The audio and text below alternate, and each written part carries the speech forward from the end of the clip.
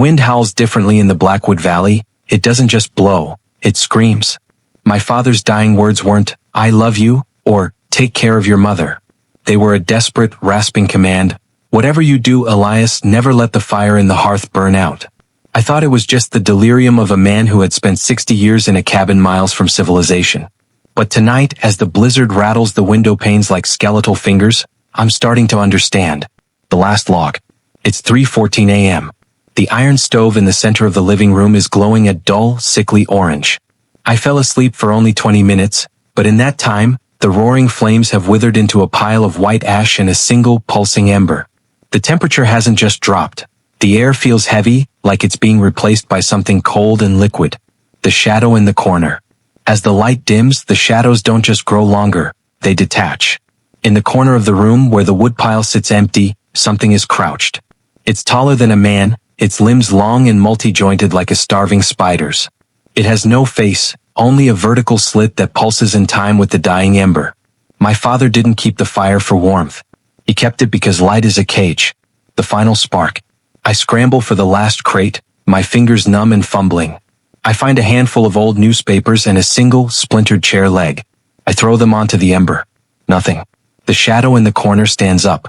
It makes a sound like dry leaves skittering over a gravestone. It takes a step forward, and where its foot touches the floorboards, the wood turns to frost. I strike a match. The flame is tiny, a fragile yellow heartbeat in the dark. The creature stops, its slit mouth twitching. I realize then that the fire isn't just a barrier, it's a trade. The wood is the sacrifice we give so the house doesn't offer something else. The match burns down to my fingertips. I can feel the creature's breath now. It smells like wet earth and old copper. "Never let it burn out," I whisper, my voice cracking. I drop the match onto the paper.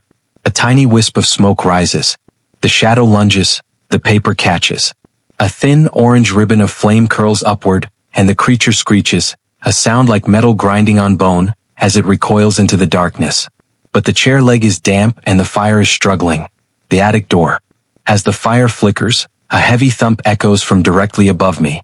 My father always kept the attic padlocked. He told me the insulation was bad, that it was rotting. Now, I hear the sound of something heavy being dragged across the floorboards overhead. The creature in the living room hasn't left. It's waiting for the wood to turn to ash. It knows I'm out of fuel. The realization. I look at the mantelpiece where a framed photo of my father sits.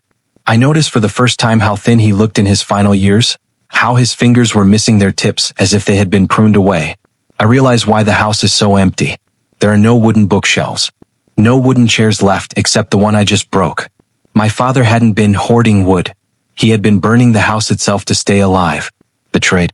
The fire begins to die again. The shadows start to creep across the floor like spilled ink.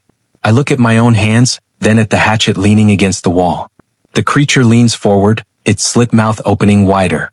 It isn't just hungry for warmth, it's hungry for the source of the heat.